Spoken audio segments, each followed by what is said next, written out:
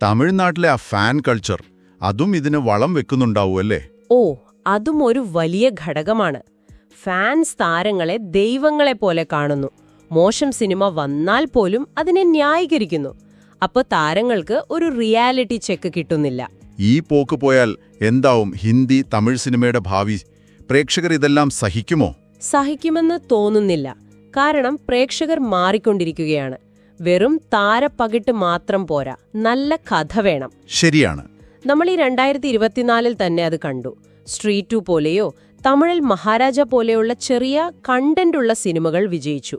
അതേസമയം പല വലിയ താരങ്ങളുടെ സിനിമകളും പരാജയപ്പെട്ടു. അതെ, ബോക്സ് ഓഫീസിൽ കാര്യമായ ചലനമുണ്ടാക്കിയില്ല.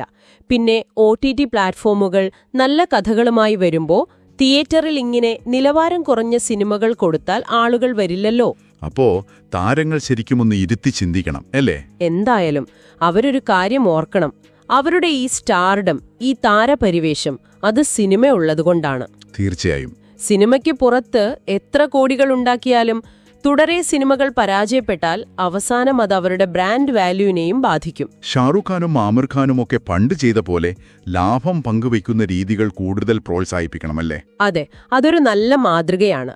സിനിമയുടെ റിസ്കിൽ പങ്കുചേരുക, പിന്നെ സിനിമയുടെ ക്രിയേറ്റീവ് കാര്യങ്ങളിലും കൂടുതൽ ഉത്തരവാദിത്വത്തോടെ ഇടപെടുക.